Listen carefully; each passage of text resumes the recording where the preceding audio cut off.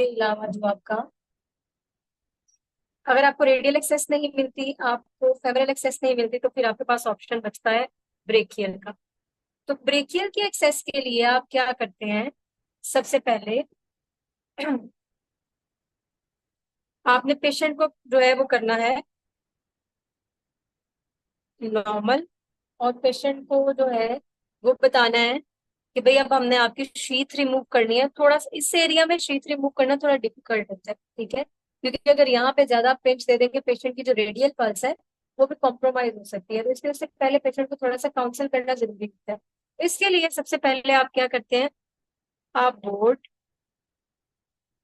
Is placed, आप उसके बाजू के नीचे उसको जो है वो अ, उसकी आसानी के लिए पेशेंट की उसके आर्म के नीचे बोर्ड रख देंगे। जिस तरह रेडियल के केस में आप अलहदा जो है वो आर्म रेस्ट यूज करते हैं, इस तरह आप इसके लिए भी एक आर्म रेस्ट आप रखेंगे। Board is placed under the arm, ताकि पेशेंट पहले रिलैक्स हो।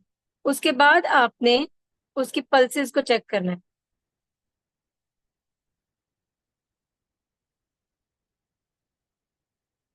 पल्स आपने चेक कर ली, अगर आपको लगता है कि उसकी रेडियल पल्स थोड़ी सी कॉम्प्रोमाइज हो रही है, तो शीथ रिमूव करने से पहले इफ पल्स इज वीक, आप क्या करेंगे, बिफोर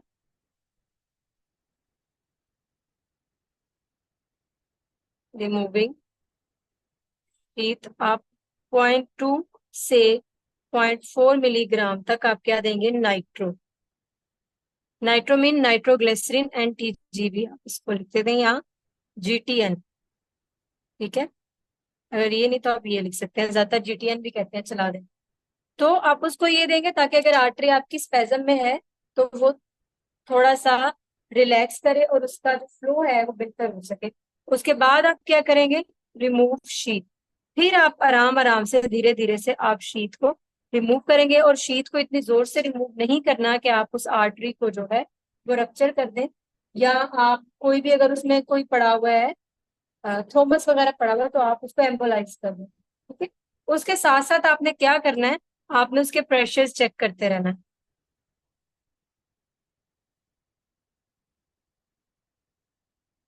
वो आप स्फिग्मोमेनोमीटर से भी कर सकते हैं, और दूसरा एक प्रोसीजर होता है प्लेथिस्मोग्राफी, क्या बोलते हैं उसको,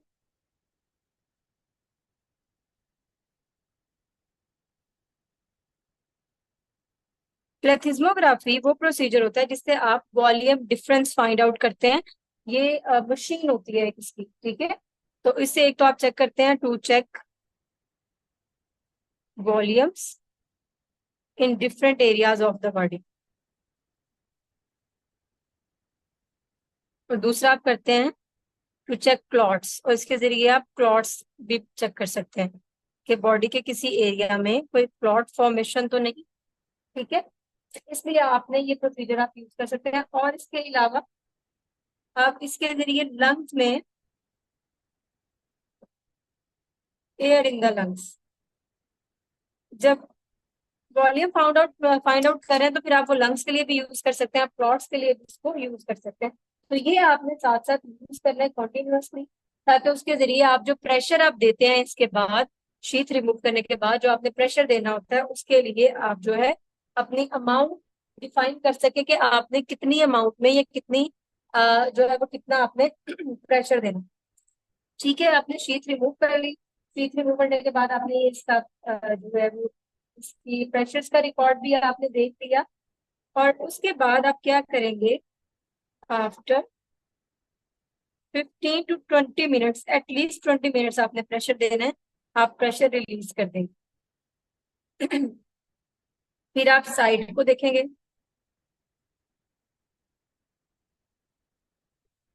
ठीक है, चेक करते रहेंगे आप इसको, और आप उसके प्रेशर्स को रिकॉर्ड करेंगे। फिर आप उसके इमाटोमा को आप चेक करेंगे, ठीक है।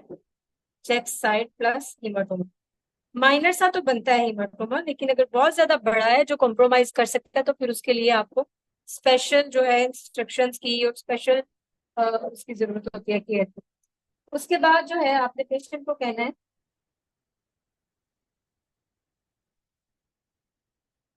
Instruct the patient relax your arm. अपने आर्म को उसने रिलैक्स रखना है, आर्म को बार बार पकड़ना नहीं, ठीक है। और स्ट्रेट पोजीशन में रखना है फॉर 2 to 4 आवर्स, ठीक है। स्ट्रेट पोजीशन में होगा वो 2 से 4 घंटे के लिए।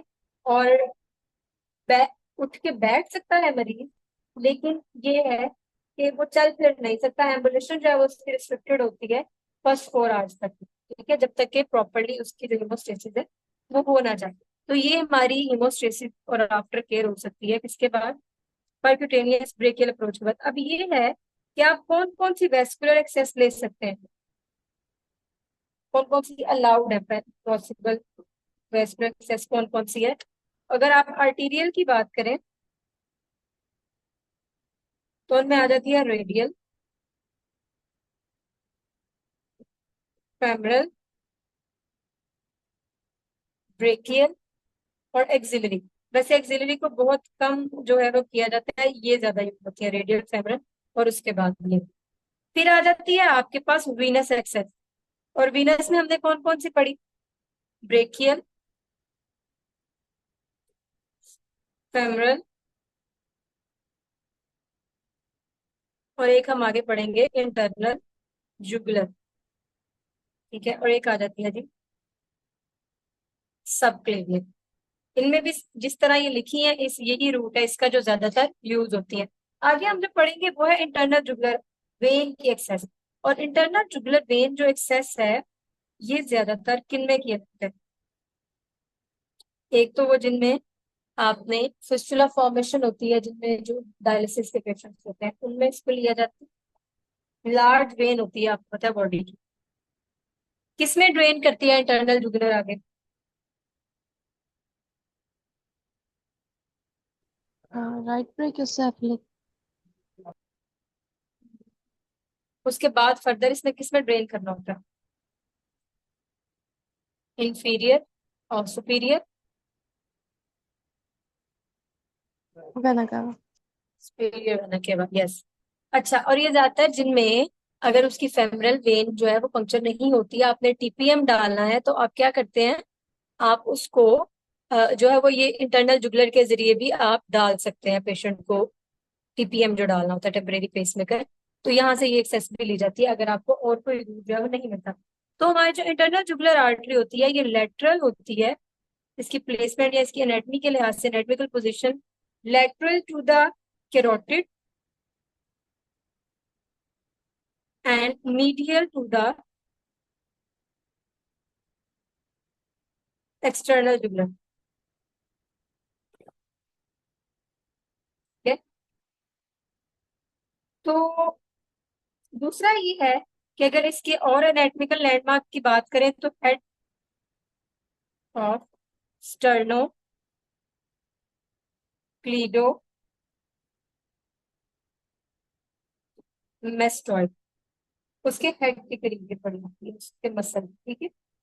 और अब इसके लिए पेशेंट की पोजीशन क्या होनी चाहिए, अगर आपने इसको पंक्चर करना है तो इसके लिए पेशेंट को आपने एक तो सपाइन होना चाहिए पेशेंट, नो पिलो, पिलो आपने कोई भी नहीं देना, उसका हेड जो है वो टिल्टेड होना चाहिए टुवर्ड्स बैकवर्ड, मतलब बैक साइड पे उसका हेड जो है वो इस तरह होना चाहिए, जिसको हम डरेनबर्ग पोजीशन जो कहते हैं, जिसमें जो आर्म होता है या हेड होता है सॉरी, वो उसका लोअर पोजीशन होता है देन द लेग्स, ठीक है, या फीट पोजीशन पे। तो अगर आप राइट इंटरनल जुगुलर को आप कर रहे हैं तो आप उसका जो हेड है lower than feet plus turn eight 30 degree towards left. अगर आप राइट को कर रहे हैं तो उसको आप लेफ्ट की तरफ टिल्ट करेंगे, अगर आप लेफ्ट की तरफ कर रहे हैं तो आप राइट की तरफ टिल्ट करेंगे। तो आपने उसको यानी कि पेशेंट को यूं साइड में कह देना है कि अपने हेड को मूव करें साइड की तरफ, ठीक है। अब दूसरा, अपने पेशेंट के आराम का जो ख्याल है वो साथ साथ आपने रखना है, पेशेंट से पूछते रहना है कि वो कंफर्टेबल है या नहीं, ठीक है जी। उसके बाद आपने क्या करना है,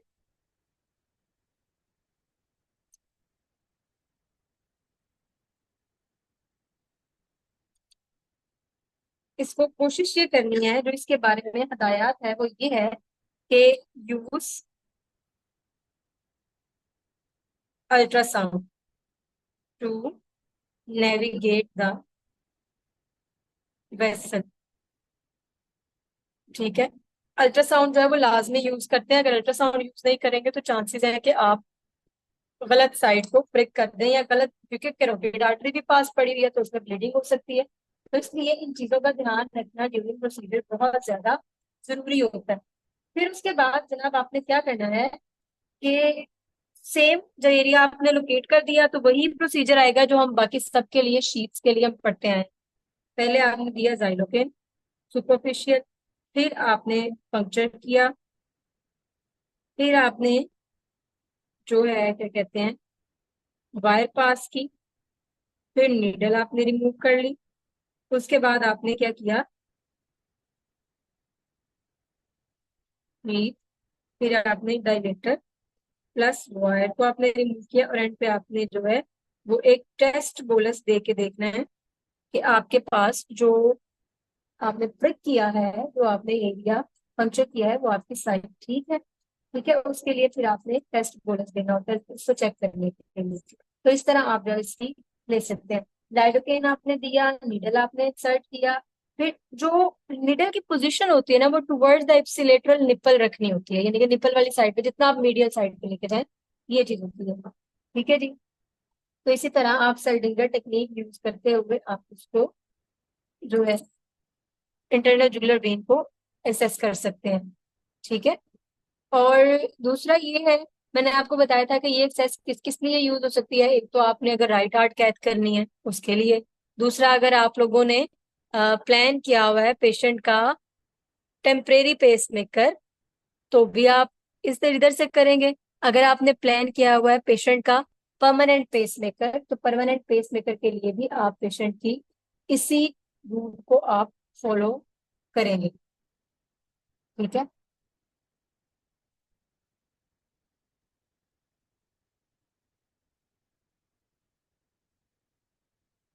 यहाँ तक अगर किसी का क्वेश्चन है तो पूछें।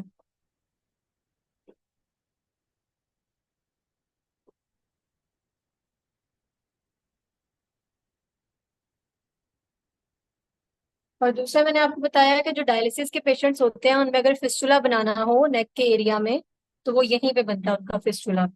ठीक है जी।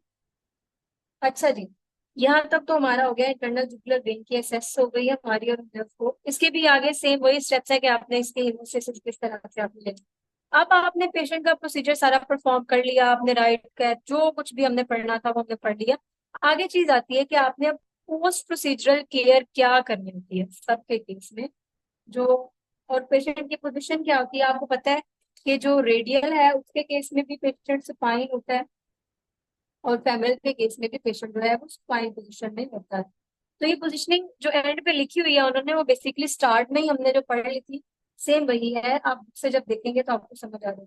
मेन चीज ये है कि आपको पोस्ट प्रोसीजरल केयर पता होनी चाहिए।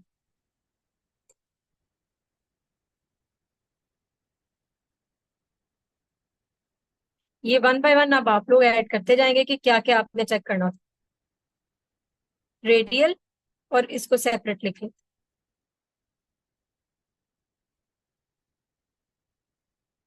क्या क्या इसमें आपके अकॉर्डिंग क्या क्या केयर की जरूरत है, क्या क्या चीजें आप देखेंगे। नंबर वन दोनों में आपने देखने हैं जी वाइटल्स। नंबर टू पे आपने चेक करने हैं साइट प्लस हीमाटोम। इसमें जो वाइट रेडियल में आप चेक करेंगे वो आप पल्स चेक करेंगे, इसमें भी आप पल्स जो है वो चेक करेंगे ताकि किसी किस्म की उसकी जो पल्स है वो कॉम्प्रोमाइज ना हो जिसकी वजह से फ्लो कॉम्प्रोमाइज ना हो। ठीक है, तो आपने पेशेंट का प्री प्रोसीजरल आपने पेरिफेरल वैस्कुलर स्टेटस भी लेना होता है कि तमाम आर्टरीज जो हैं वो सप्लाई दे रही हैं। फिर पोस्ट प्रोसीजरल आपने असेसमेंट भी सारी यही वाली सेम आपने करनी होती है। ठीक है,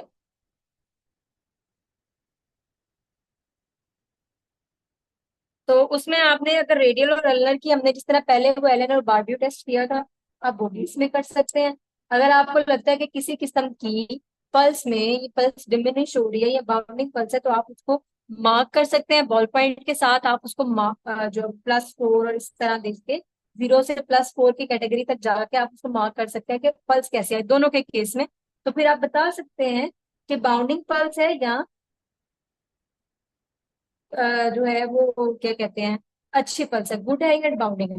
तो ये आप देख के आप बता सकते हैं। फिर दूसरा, आपने पेशेंट को रेस्ट का कहना है। इसमें जो है वो फिर भी पेशेंट को एम्बुलेशन की इजाजत है, यानी कि वो मूव कर सकता है। तो इसमें नो एम्बुलेशन, और 8 to 12 आवर्स तक शीथ रिमूव नहीं करनी, नो शीथ रिमूव। ठीक है, इसमें आप शीथ रिमूव इसमें भी 8 to 12 आवर्स के बाद ही करनी है, बट लेकिन इसमें पेशेंट मूव कर सकता है, अपनी टांगे हिला जुला सकता है, मूव कर सकता है टेबल से। इस केस में नहीं कर सकते क्योंकि उसकी लेग में ही तो आपने वो शीट डाली हुई है। ठीक है। जी हाँ, इनके इन बिटवीन जितने टॉपिक्स हैं वो मैंने जब मार्क करवाए थे टॉपिक्स, तो उन्हें बता दिया था कि ये हमने नहीं करना। ठीक है। फिर आगे कुछ उन्होंने पेशेंट पोजिशनिंग लिखी हुई है, वो हमने शुरू में जो पढ़ी थी सेम वही है। अगला सिर्फ और सिर्फ रीडिंग का है, वो सारा आपने आप खुद रीड करना है। ठीक है। इन केस अगर आपका पेशेंट जो है, अगर हम अब पोजिशनिंग की बात करें, इसमें आफ्टर केयर वही सारी है जो हमने साथ साथ प्रोसीजर पे पढ़ी। अगर कोई मॉर्बिड पेशेंट आ जाता है तो आप उसकी पोजिशनिंग किस तरह करेंगे? मॉर्बिड और ओबीज, हमारे टेबल की लिमिट कितनी होती है? 240 या 250। 250 kg तक होती है। ठीक है, और 250 kg तक उसकी होती है। तो अगर आप उसके लिए आप यूज करना चाह रहे हैं रेडियल अप्रोच, क्योंकि उसकी लेग पे तो आपको मिलनी नहीं है, आपको पल्स ही नहीं मिलनी। अगर पेशेंट इतना मोटा है ना, इनकी पल्स बिल्कुल जो है ना वो अंदर छुप जाती है, नहीं मिलती, बहुत मुश्किल। तो उनके लिए रेडियल ज्यादा सूटेबल रहती है। अगर बहुत ज्यादा ओबीज पेशेंट है तो उसके लिए याद रखिएगा, हमेशा रेडियल वाली की जाती है। तो रेडियल के केस में आप क्या करते हैं?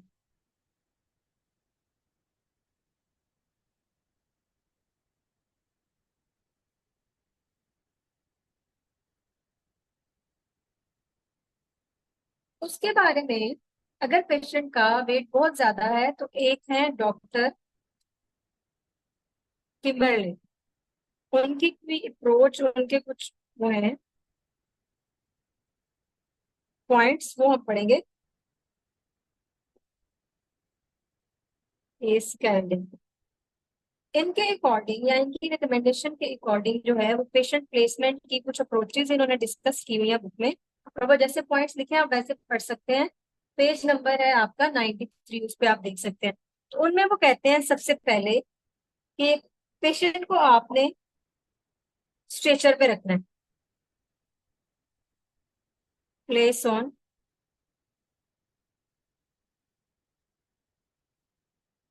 Instead of bed. बेड की बजाय आप उसको स्ट्रेचर पे ही रहना। ठीक है।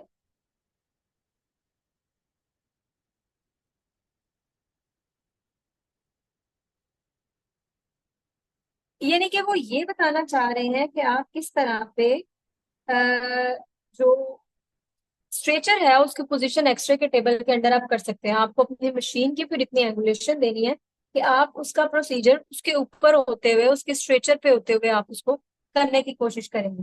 ठीक है जी। तो आपने क्या करना है कि पेशेंट को आपने उसके स्ट्रेचर पे रहने देना है, बेड पे नहीं रखना।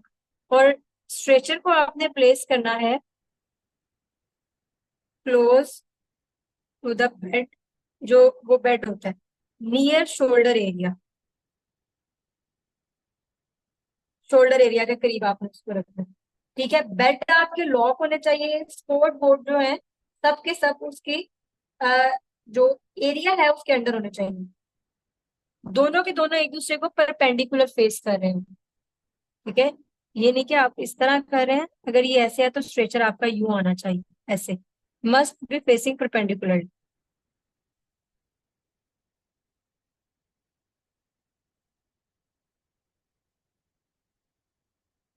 उसके बाद आपने क्या करना है कि बेड आपके लॉक होने चाहिए,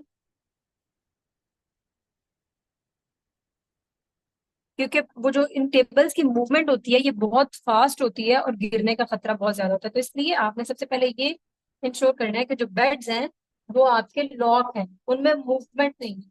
ठीक है।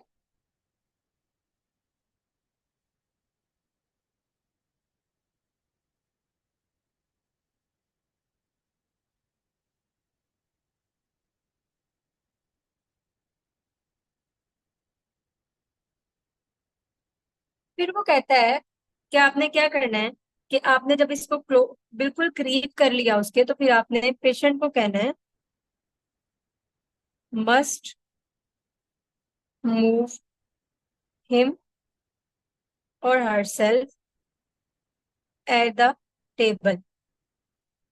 हाफ उसका जो, मतलब हाफ पेशेंट जो है वो अपने स्ट्रेचर पे होगा, उसका हाफ जो चेस्ट वाला एरिया है वो किस जगह पे होगा, जो कैथ का टेबल है उसके ऊपर होगा, ताकि उसका वेट डिवाइड हो जाए। मेन हमारा मसला ये है कि पेशेंट का वेट बहुत ज्यादा है और हमारा जो टेबल है उसको होल्ड नहीं कर सकता, इसलिए पेशेंट जो है वो क्या करेगा कि वो आधा टेबल पे रहेगा और आधा स्ट्रेचर पे रहेगा। ठीक है, फिर आपने पेशेंट के हेड के ऊपर जो है वो आपने पिलो रख देना है। ठीक है जी। और पिलो रखने के बाद आपने क्या करना है, उसका जो राइट आर्म है उसको आपने 90 डिग्री पे मूव कर लेना है, और वहीं से आप यूज करते हुए अप्रोच आप पेशेंट की कैर जो परफॉर्म कर सकते हैं। अगर आप अपनी बुक पे थोड़ा सा देखें तो आपको वहां पे डायग्राम बनी नजर आएगी किस तरह उन्होंने पेशेंट टेबल को और स्ट्रेचर को उन्होंने साथ साथ जो है वो किया हुआ पोजिशन। और पूरे का पूरा आपने स्टीराइल ड्रेप्स के साथ उसका वो फिर आगे प्रोसीजर वही फॉलो होना है जो हमने रेडियल एक्सेस के लिए यूज किए। लेकिन सिर्फ इसमें ये है कि आप पेशेंट को उसके जो है कुछ व्यूज आप लिमिटेड कर देते हैं इस केस में, कि अगर आप आर्यो क्रेनियल व्यू ले रहे हैं पेशेंट के अकॉर्डिंग, जो आपका आर्यो क्रेनियल व्यू है वो आपका एलियो क्रेनियल बन जाएगा। और जो आपका आर्यो कॉर्डल है, ये व्यूज हम इंशाल्लाह नेक्स्ट चैप्टर में पढ़ने वाले हैं, वो आपका आर्यो क्रेनियल बन जाएगा। यानी कि अगर नॉर्मली आप ये आर्यो क्रेनियल एलियो क्रेनियल जो यूज कर रहे हैं इनमें ऑपोजिट तरह से हमें नजर आएंगे, कि हमें जो आर्यो क्रेनियल में स्ट्रक्चर नजर आते हैं वो इस केस में एलियो क्रेनियल में नजर आएंगे। तो ये चीजें उन पेशेंट्स को जो है वो जो उस टाइम पे ऑपरेटर होता है ना, उसको ये चीजें जहन में रख के चलना होता है। ठीक है। तो ये टॉपिक आपने इतना बुक से करना है रीड, अगर आपको नहीं समझ में आएगा तो आप मेरे से पूछ सकते हैं। तो मैक्सिमम जो पेशेंट की वेट कैपेसिटी है वो 220 kg से लेकर 440 kg तक, लेकिन जो हमारा बेड होल्ड कर सकता है वो ऑलमोस्ट 250 kg तक है, जो बेड की कैपेसिटी होती है, ये हमने पहले भी पढ़ा था, वो सिर्फ इतनी है। ठीक है। तो इसके लिए सिर्फ आपने याद रखना है कि जो स्केल्टिंग की टेक्निक है वो यही है कि आपने स्ट्रेचर को बिल्कुल करीब ले जाना है टेबल के, और आपने उसको साथ ज्वाइन कर देना है। बेड आपके लॉक होने चाहिए, दोनों एक दूसरे के परपेंडिकुलर होने चाहिए। ठीक है। फिर पेशेंट को कहना है कि वो अपना वेट डिवाइड करता हुआ आधा टेबल और आधा जो आपका क्या कहते हैं स्ट्रेचर है उसके ऊपर डिवाइड करे, और फिर उसका आर्म जो है उसको आपने 90 डिग्री पे अपनी तरफ रोटेट कर लेना है उसके ऊपर टेबल के ऊपर, और उसके बाद आप जो है वो पेशेंट की उसी तरह पोजिशनिंग करते हुए उसके व्यूज ले सकते हैं। लेकिन इसमें व्यूज जो है वो कुछ चेंज हो जाएंगे, आरओ आपका एलओ बन जाएगा, एलओ ओपिनियन आपका जो है वो फिर आगे जो है उसमें चेंज हो सकता है। ठीक है। यहाँ तक अगर आपका कोई क्वेश्चन है तो पूछे, आगे हम मैम थोड़ी सी जो है। जी मैम बोले। ये जो आपने भी बात बताई है कि आरओ हमारे पास एलओ में कन्वर्ट हो जाएगा और एलओ आरओ में, तो इसका मैम ये किस मतलब ये है बेसिस पे ये पेशेंट की, क्यों हो रहा है? इस बेसिस पे हो रहा है कि लेट्स सपोज आपका पेशेंट की पोजीशन ये बन गई है, तो आपका मरीज पहले इस तरह है टेबल पे, लेकिन अब वो आपके सामने यूं पड़ा हुआ है। ठीक है, पेशेंट की पोजीशन चेंज हो गई है, तो जो आपकी ये सी आर्म यूं इसके अराउंड घूमना है, तो वो आप तो अपनी तरफ से आ रहे व्यू ले रहे हैं, लेकिन उसमें वो स्ट्रक्चर्स नजर नहीं आ रहे, तो फिर आप उसके अकॉर्डिंग आप उस मशीन की जो पोजीशन जो व्यूज आप ले रहे हैं आप उनको मॉडिफाई करते हुए आप हार्ट के स्ट्रक्चर्स को देखेंगे। मेन मेन क्या काम है कि आपने हार्ट का स्ट्रक्चर देखना है, तो जो आर्यो क्रेनियल है आपका वो एलियो क्रेनियल बन जाएगा, जो आर्यो कॉर्डल है आपका वो आर्यो क्रेनियल बन जाएगा। ठीक है, तो इस तरह व्यूज चेंज हो जाएगी, यानी कि कहने का मकसद ये है जो स्ट्रक्चर आपको वैसे नॉर्मल एनजीओ में आर्यो क्रेनियल में नजर आते हैं वो आपको एलियो क्रेनियल में नजर आएंगे इस केस में। और जो आपको आर्यो कॉर्डल में नजर आते हैं, जैसे आर्यो कॉर्डल मेनली हम करते हैं लेफ्ट एंटीरियर डिसेंडिंग के लिए एलसीएक्स के इनके मेन स्टेम्स देखने के लिए, तो वो आपको आर्यो क्रेनियल में नजर आएंगे। ये चीज है। हालांकि आर्यो क्रेनियल एक लॉन्ग व्यू होता है उसका एलसीएक्स के लिए और एलईडी के लिए, मेनली एलईडी के लिए आर्यो क्रेनियल जो आप करते हैं। ठीक है। अच्छा जी, यहाँ तक तो हमारा हो गया सेकेंड चैप्टर कंप्लीट। अब अगला हमारा है थर्ड चैप्टर। थर्ड चैप्टर की हमने थोड़ी सी आज जनरल चीजें पढ़नी है। जनरल में हमारे पास है एनाटमी, जो आपको आनी चाहिए कोरोनरी आर्टरी। इस चैप्टर में अगर आपके पास बुक्स है तो मैं आपको टॉपिक्स मार्क करवाऊं।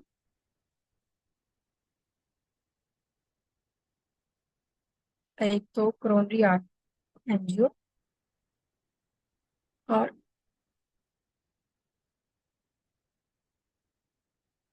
वेंट्रिकुलोग्राफी, यानी कि वेंट्रिकल्स का हम किस तरह से इमेज लेते हैं वो सब हमने पढ़ना है। आपकी असाइनमेंट है, आपने कोरोनरी आर्टरीज जो है वो ड्रॉ करके मैं आपको उनका वो भेज दूंगी, एक फ्लो चार्ट, आप उसी को देख के उसी तरह की आप असाइनमेंट बना सकते हैं। सबसे पहले तो आप जो, मैं आपको पहले ये पढ़ा देती हूँ कि कोरोनरी आर्टरीज क्या है, किस तरह है। तो उसके बाद जो है फिर हम बताती हूँ मैं आपको कि हमने आगे जो है क्या क्या इस चैप्टर में से करना है। मुझे ये बताइए कोरोनरी आर्टरीज कहाँ से निकलती हैं।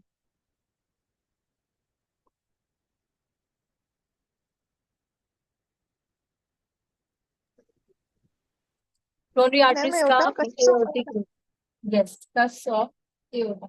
अब हमें ये पता होना चाहिए कि कोरोनरी आर्टरीज की आगे फर्दर जो ब्रांचेस है वो कौन कौन सी है। ठीक है।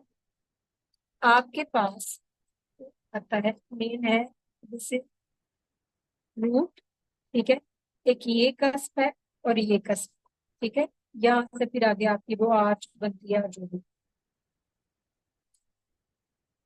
अगर इनके कस्प की बात करें तो आपके पास यहाँ से जो निकलेगी वो आपकी आ जाएगी, ये इस तरह ब्रांचिंग उसकी होती है।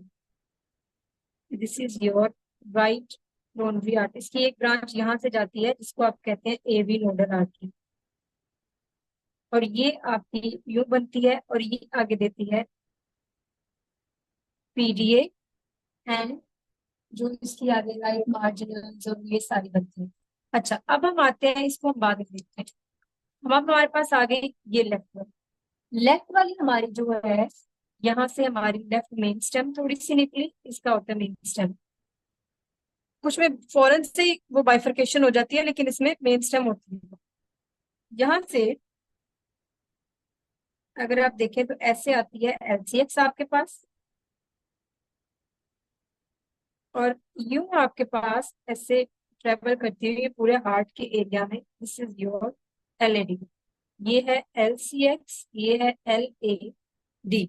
मेजर हार्ट की हम ब्लड सप्लाई पढ़े, ठीक है। अब एलसीएक्स की आगे आपकी यहाँ ब्रांचेज है, ये थोड़ी सी लॉन्ग भी हो सकती है।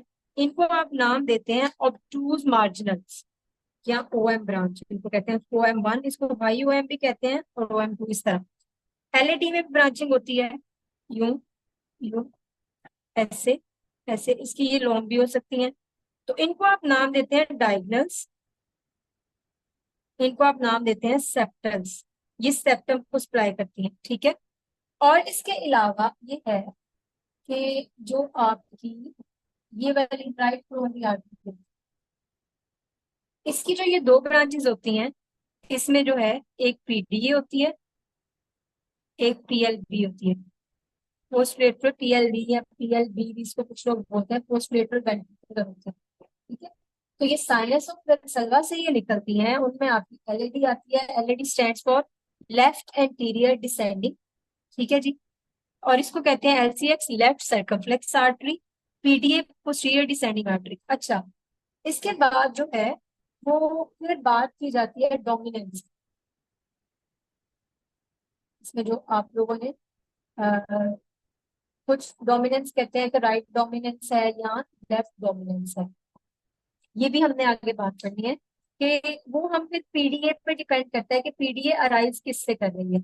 अगर आपकी पीडीए जो है वो निकल रही है आरसीए से, तो इस केस में आपकी ये डोमिनेंट होगी, राइट डोमिनेंस होगी।